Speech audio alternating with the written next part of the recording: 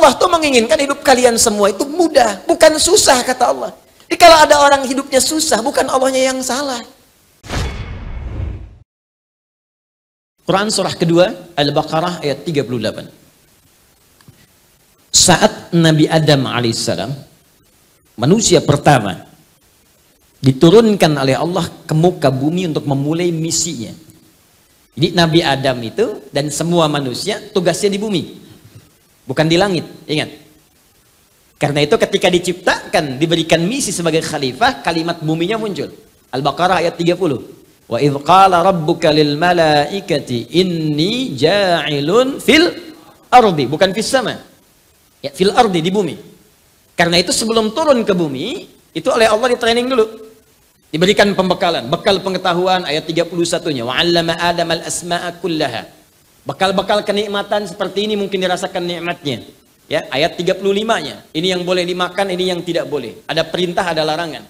Jadi surga yang dimaksudkan di ayat Jannah itu bukan surga yang akan kita tempati. Karena surga yang akan kita tempati tak ada perintah, tak ada larangan lagi. Nggak ada perintah lagi, nggak ada ibadah lagi. Jadi jangan berharap nanti masuk surga masih tahajud terlampau soleh Anda. Ya. Tahajud sekarang, sholat sekarang, nanti tinggal nikmat saja semua. Mala 'ainan ra'at wa la udhunun sami'at ta'ala qalbi basyara. Tak pernah tertatap, tak pernah terdengar kisahnya nyata seperti itu. Dan tak pernah kemudian terbayangkan kita lamunkan demikian. Nanti akan masuk suasananya indah semua. Beda dengan sebelum-sebelumnya. Kemudian diperkenalkan ini tantangannya. Dari mulai nafsu sampai setannya. Kalau sudah siap semua, diturunkanlah kemudian ke bumi. Turunlah kemudian ke bumi dengan bekal-bekal semua tadi untuk diwariskan kepada anak cucunya. Singkatnya saat turun, maka Allah sampaikan. Ayat 38. Qulna bitu minha jami'a. Sekarang turun kalian semua ke bumi. Adam, Hawa, turun. Fa imma ya'tiyannakum minni hudan. Ini poinnya. Nanti kamu turun ke bumi ini, aku akan berikan satu pedoman kehidupan. Awas. Ini penting, saking pentingnya ini sampai turun. Kaget. Fokus, aku berikan satu pedoman kehidupan. Dan disebutkan nama pedomannya dengan nama hudan namanya. Saya tuliskan, maaf, itu yang di belakang akhwat terutama kelihatan ini? Kelihatan? Oh, luar biasa, belum saya tulis udah kelihatan. Hebat. Akhwat milenial, belum ditulis udah kelihatan. Imannya dahsyat. Jangan-jangan belum saya terangkan sudah tahu. Bismillah. Hudan. Hudan begini. Kelihatan? Baik, nampak? Oh, kalau kurang saya besarkan. Hudan. Sini, fokus. Fa imma ya'tiyannakum minni hudan. Maka jika engkau memulai tugas di bumi nanti, aku akan sertakan pedoman hidupmu. Dinamakan hudan. Di sini semua petunjuknya dikumpulkan. Bagaimana cara menjalani hidup di bumi? Kalau ingin bercocok tanam begini caranya, kalau ingin berkebun begini caranya, kalau ingin berkomunikasi begini caranya. Sifat sikap yang dihadapi seperti ini keadaannya. Tanah begini keadaannya, laut begini keadaannya, daratan, lautan, udara, ada semua di sini. Disampaikan. Karena itu Al-Imam Al-Baghawi dalam tafsirnya Al-Khazin menyebutkan semua aspek kebutuhan Adam dan anak cucunya saat nanti tinggal di bumi semua tercantum dalam kalimat ini. Termasuk spesifik, Adam diberikan kemampuan 700.000 bahasa. Ini untuk menunjukkan banyak. Sebab kalau orang Arab itu ingin menunjuk banyak, dia sebutkan 7, ya 27, 25, 40. Itu menunjukkan banyak. Ya, jadi kalau ada kata-kata 7, itu kadang bentuknya real, kadang bentuknya majas, menunjuk banyak. Seperti begini, pusing 7 keliling. Nah, kan bukan keliling-keliling sampai 7 kali pusing kan? Ya, saking pusingnya gitu menunjukkan banyak keliling. Hudan. Kalau hudan ini diikuti, ini poinnya. Fala khaufun 'alaihim wala hum yahzanun. Faman tabi'a hudaya. Kalau petunjuk yang aku berikan ini, pedoman hidup yang aku turunkan ini, kalian ikuti. Fala khaufun, aku jamin. Satu. La khauf. Pakai fa.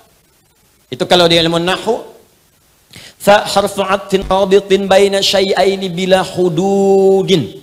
Paham? Tidak. Fa harfu 'atfin rabitin baina syai'aini, huruf konjungsi kata sambung yang mengikat dua hal tanpa jeda bila hudud. Jadi kalau ada fa, ada dua perbuatan, satu dan keduanya itu disambungkan dengan cepat tanpa jeda. Contoh prakteknya, Nabi Zakaria pernah sholat. Saat sholat berdoa kepada Allah supaya minta diberikan keturunan.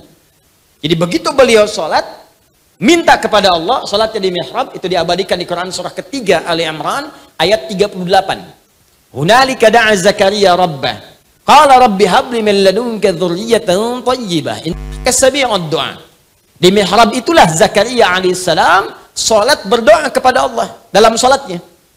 Minta keturunan, ya Allah engkau pemberi tanpa batas. Orang mengatakan aku punya keterbatasan. Mustahil istriku punya keturunan karena dia divonis secara medis, monopos dan mandul. Aku minta kepadamu yang tak punya batas. Engkau pasti mendengar doaku. Kalau pada yang maha mendengar saya tidak dikabulkan, kepada siapa lagi aku mesti minta? Begitu selesai doanya, belum selesai sholatnya. Sholatnya belum tuntas, masih berdiri. Berdiri dalam bahasa Arab disebut qaim, qaimun. Sedang sholat belum selesai disebut yusalli. Itu masih qaimun yusalli di mihrab, fil mihrab. Tiba-tiba baru selesai doanya, seketika turun malaikat. Dari mana taunya turun malaikat seketika? Pakai fa, ayat 39-nya.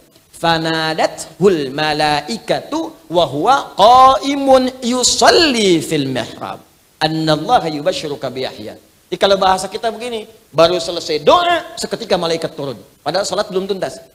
Menyampaikan pesan, Allah menjawab doamu, dikabulkan, langsung istrimu akan mengandung saat ini juga, dan anak yang lahir diberi nama langsung oleh Allah Yahya, artinya hidup. Yang mustahil menurut manusia, lahir dari rahim seorang yang divonis monopos dan mandul bayi yang hidup, kata Allah nggak ada yang mustahil bagiku. Jadi dan terjadilah dia. Itulah fa. Jelas? Nah sekarang Allah mengatakan, kalau nanti kamu hidup di muka bumi, aku kasih pedoman. Kalau engkau praktekkan pedoman ini, maka menggunakan fa, seketika tanpa jeda. La khaufun, aku hilangkan semua kegelisahan dalam hidupmu. La khauf, tidak gelisah, tidak takut. Lawan dari tidak takut, takut. Persamaan dari tidak takut artinya tenang. La khauf, aku jadikan tenang hidupmu.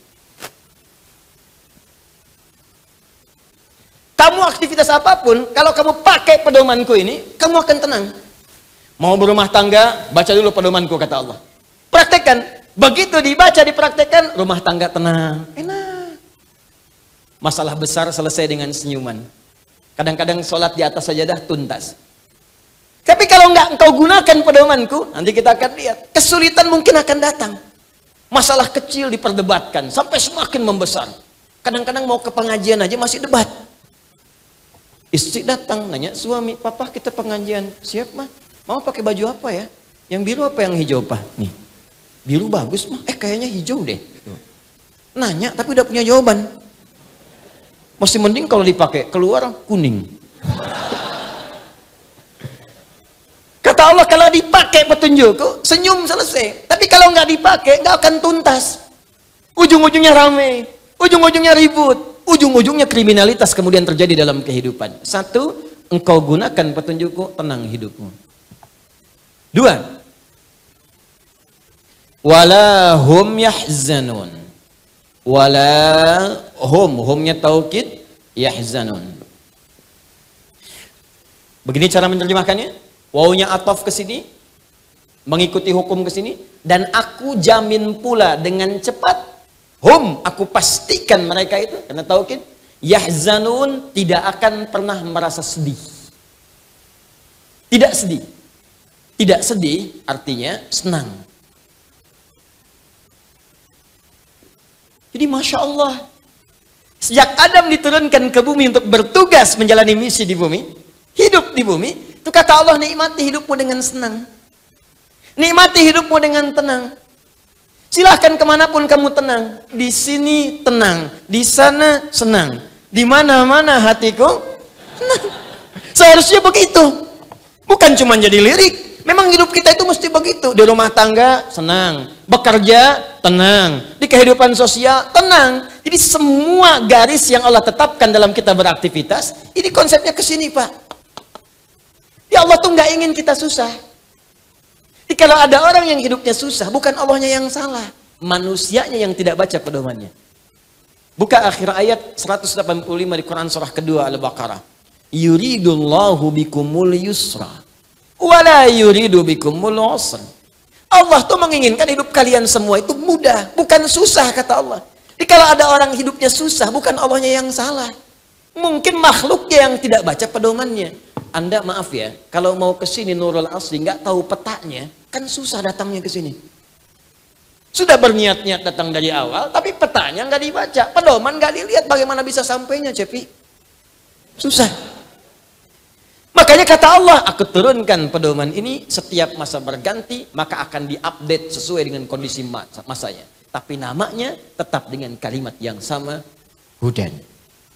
Karena itulah Bapak Ibu sekalian, teman-teman, setelah Nabi Adam pun meninggal dunia, muncul keturunan beliau berikutnya, setiap keturunan komunitas itu berganti. Kemanapun mereka beraktivitas, maka Allah akan mengutus dan menunjuk seorang manusia menjadi utusan untuk menyampaikan hudan sesuai dengan kondisi umatnya di masa itu. Utusan inilah yang disebut dengan Rasul. Jadi ada Rasul, ada Nabi, itu berbeda. Rasul pertama Nabi Nuh alaihissalam, Nabi pertama Nabi Adam alaihissalam. Nabi ditugaskan hanya untuk pribadinya saja, sedangkan Rasul ditugaskan untuk berdakwah kepada umat menyampaikan pesan hudan ini.